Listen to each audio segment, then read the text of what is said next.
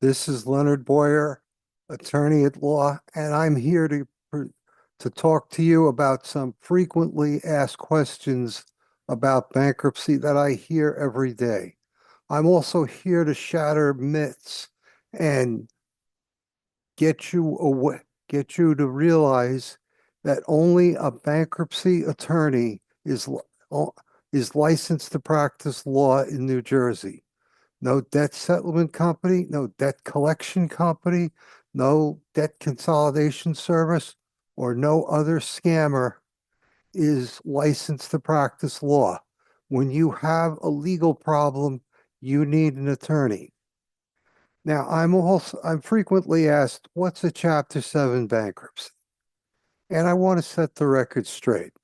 Although a Chapter 7 bankruptcy is commonly known as a liquidation bankruptcy, that's not what's necessarily going to happen.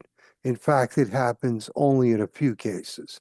In most cases, you're going to liquidate your debts, your credit cards, medical bills.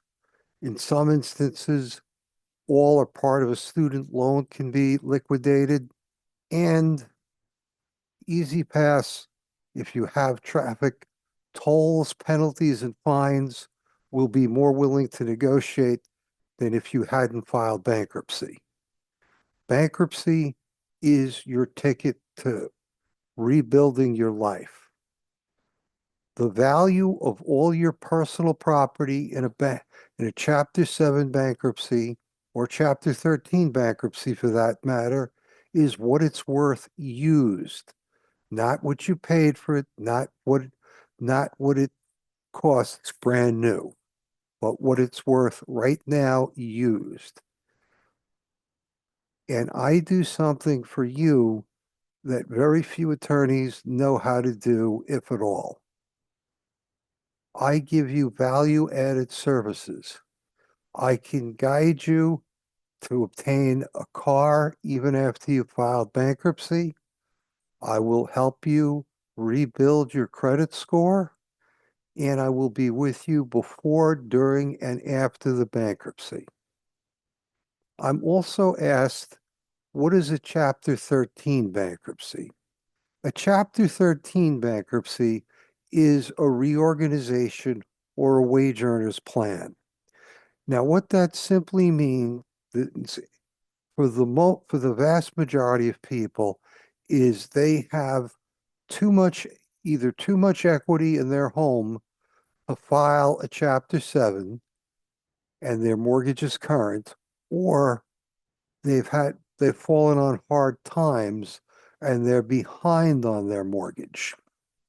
If they're behind on their mortgage through the bankruptcy court's mortgage modification program and by filing a Chapter 13 bankruptcy, I will be able to get you a new 40-year mortgage at prevailing rates, and that will also help rebuild your credit score. You can get a new house in as little as 2 years after a Chapter 13 bankruptcy is over. Depending upon the facts and circumstances of your situation, Chapter 13 can last 3 to 5 years, but it doesn't have to. But that would be something that would be gone over in a legal consultation. Today, what I'm providing you with is some basic information and education so that so that when you consult with me or another attorney, either by Zoom or in person, you will be able to obtain legal advice. There is no legal advice being given here. The only advice I'm going to give you that can in any way, shape, or form be construed as legal is avoid working with anyone that's not a licensed attorney, because technically you could be considered an accessory to the unauthorized practice of law. But that's beyond the scope of this video. Suffice it to say, you need to avoid it.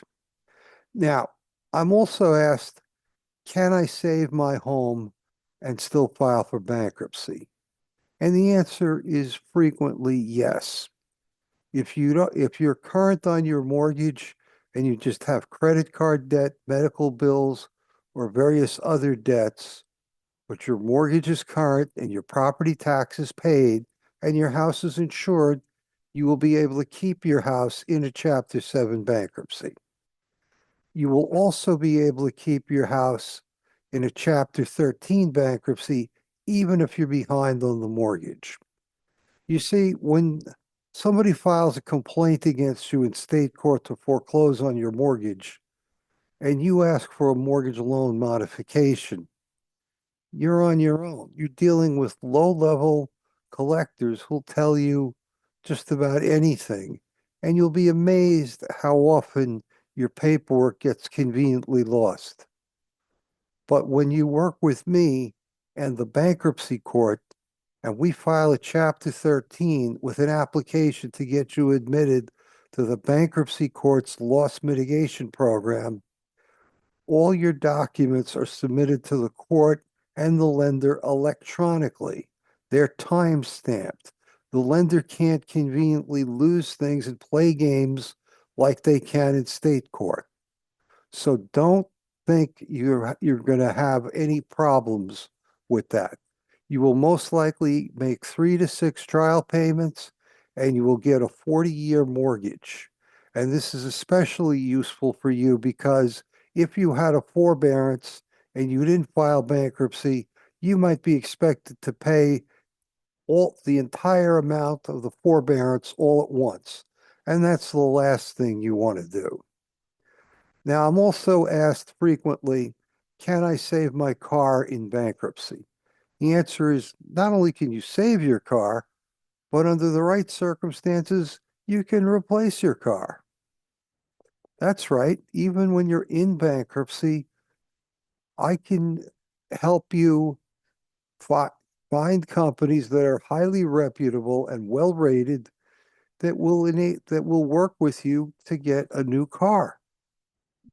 Not necessarily a brand new car, but certainly something better than what you have. But we have to do it with the approval of the court. And getting into a detailed discussion of that is beyond the scope of this video. The most frequently asked question will I'm asked is, what's going to happen to my credit score when I file bankruptcy? Your credit score is the least of your worries if you're going to file bankruptcy. But to give you some comforting news, in a year to 2 years, your credit, if you follow the proper guidelines, which I will make available to you if you retain my services, will enable you to have a credit score that will probably be good enough to purchase a house. And at that time, I'll also be able to tell you what kind of government assistance programs you can get towards filing your bankruptcy. Now, one of the biggest um, causes of stress is endless calls from collectors before you file bankruptcy. Once you file bankruptcy, you're going to give your creditor my office number. And when they call my office and they ask, do I represent you in bankruptcy? My response to them is, if you think I represent Mr. or Mrs. X, this is the physical address of my office. You need to send me something in writing. If the creditor calls you after you've told them I'm your bankruptcy attorney, bear in mind that they're a collector. They work on a commission basis. They will tell you anything and everything to separate you from your money. Hang up the phone. They can't do anything. Also, I want you to be aware that Chapter 7 bankruptcy takes 6 months start to finish. And after the bankruptcy is over, will be able to rebuild your credit, but you must follow the appropriate guidelines and procedures that I lay out for you. Now, so your creditors are going to stop harassing you. If they don't stop harassing you, you let me know and keep a time log, and I will get in touch with them and I will inform them that there are severe consequences for continuing to harass you.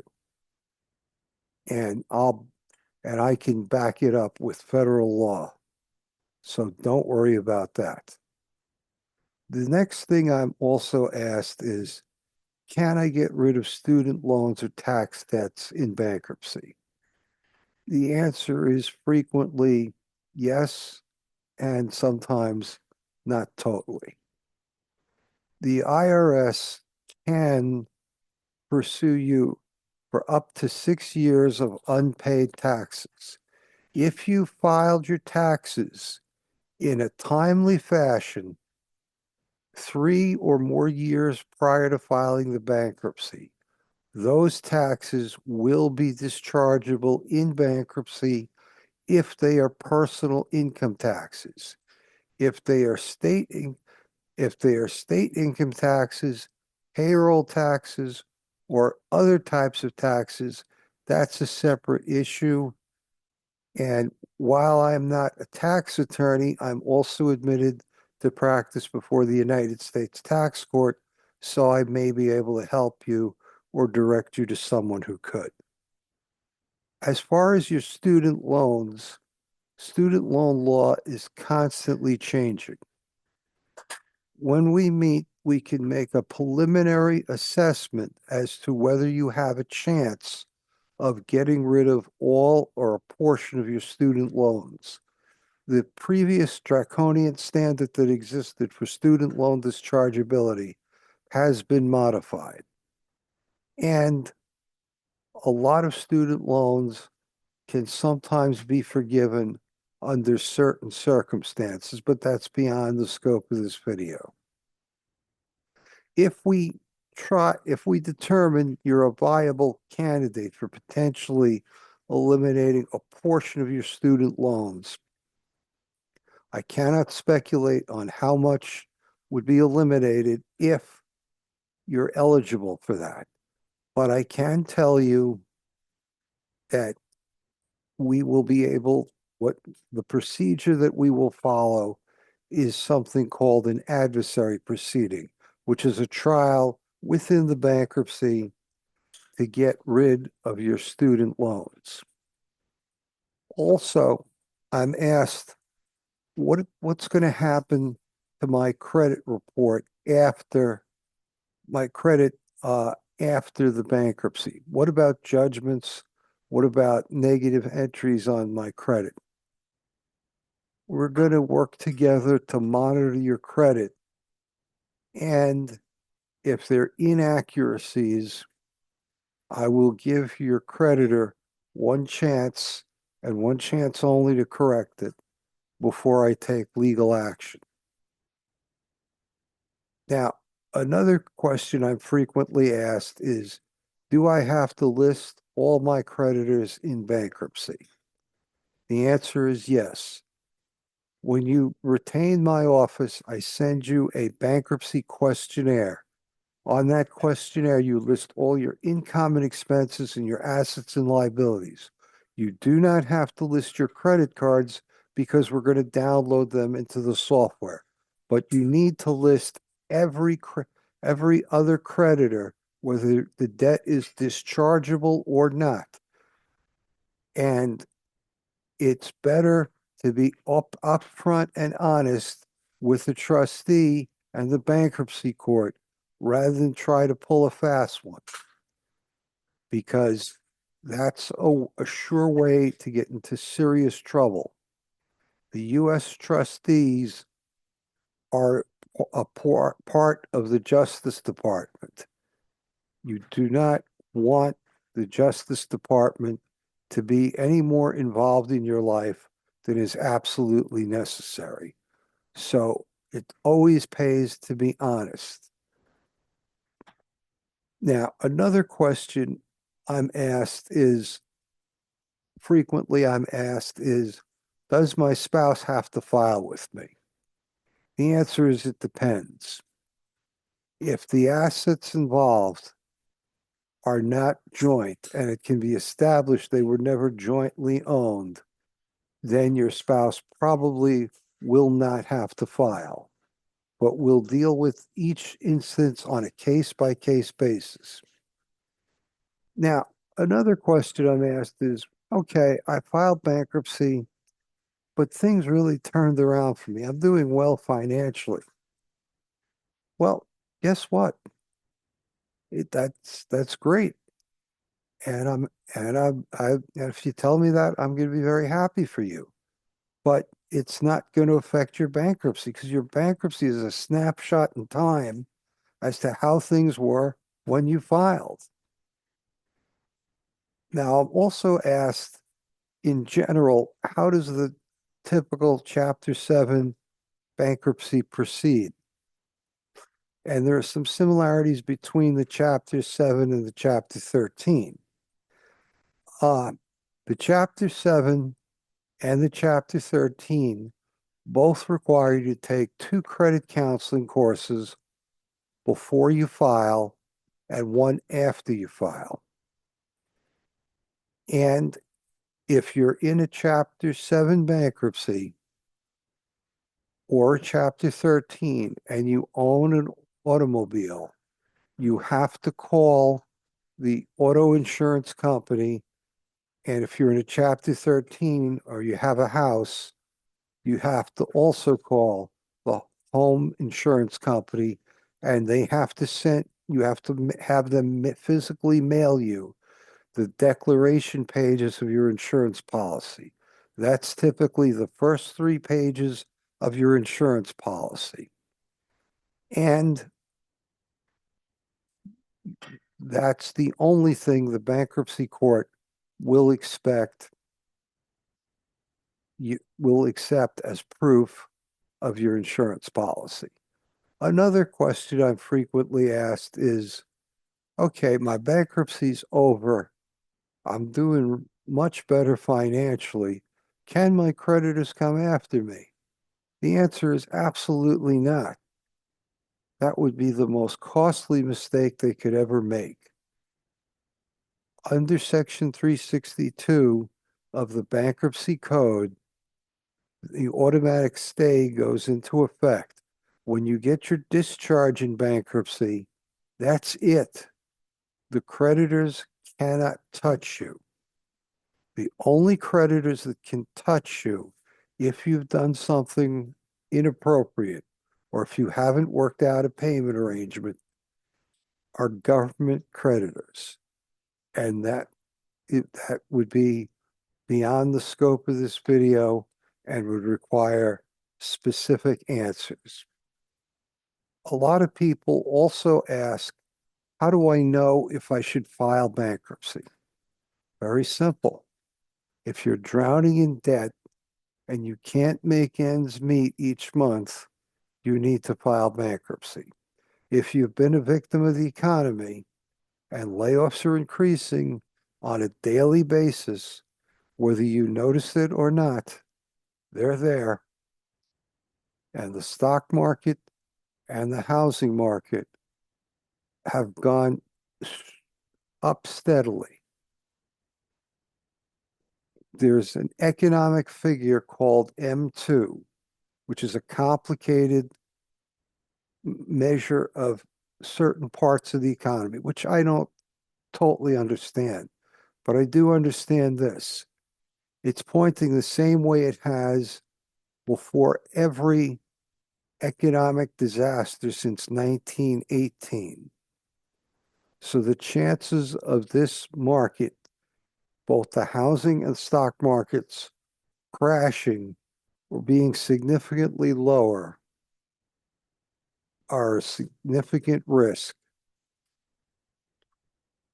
My goal is to help you get through the bankruptcy. I'm going to be with you unlike other attorneys, protecting you before, during, and after the bankruptcy. And I will provide services that a lot of attorneys either don't know about or don't provide. That's not to say I'm better or worse than any other attorneys. That's to say I give you value added services and I help you and provide you with more benefits than a lot of other attorneys would. Now, one thing you must avoid at all costs is debt settlement and debt consolidation. And I have I have represented countless clients that were involved with debt settlement companies before they came to me. They showed me how much they were paying. I told them, cancel your direct debit, go to the bank. If you have to open a new account, do it, and provide me with proof of what you paid the debt settlement company, and I'm going to recover every penny that you paid them. It's extraordinarily rare for a debt settlement company to have a licensed attorney involved in your case. As a general rule, debt settlement takes several years, during which time you're mostly paying the debt settlement company, and you can't restart rebuilding your credit. Bankruptcy is your right under federal law. It's recognized by all religions. Debt settlement, debt consolidation, and other things of that ilk are frequently nothing more than scams. And you don't want to be, on top of everything else, the victim of a scam. So, what's your next step? Your next step is to call the office of Leonard of Boyer Coffee LLC at 973-798-6131 so that we can get you started on the road to financial recovery and building a better life for you and the people that are dependent on you. The banks charge extraordinary amounts of money, and you're the one that's also paying the price for that. If you were to just make your minimum payments on your credit cards, you'd spend 2 to 3 times what you owe. But we'll get you out of this situation. You must be open and honest with myself. And when we have the 341A meeting of the creditors, which will take place 2 months after the bankruptcy is filed, your case will take 10 minutes. You'll be well prepared as to what to say and what questions the trustee will ask. And I will guide you through everything. I'm with you, as I said, before, during, and after the bankruptcy. And I will show you how to get your credit rebuilt. We're not doing credit repair. We're doing credit restoration. There's a big difference. I'm not telling you, and I would never tell you, to go out and get new loans just because you have to rebuild your credit. There's good debt and there's bad debt, but that's also beyond the scope of this video.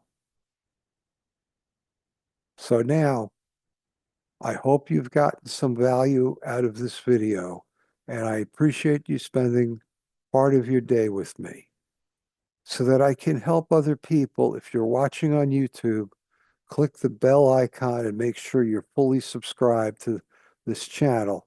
And I could use a thumbs up to help the algorithm let people know that I'm out there and I'm here to help them. I'm here to fight for you. I will seek justice for you.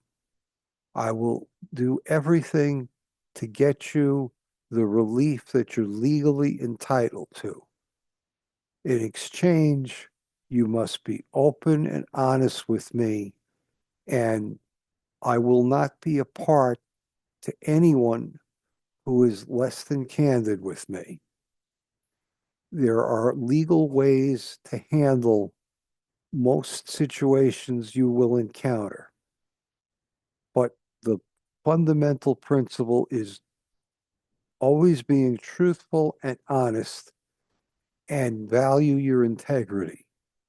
You will be you will be in a much better position by doing that.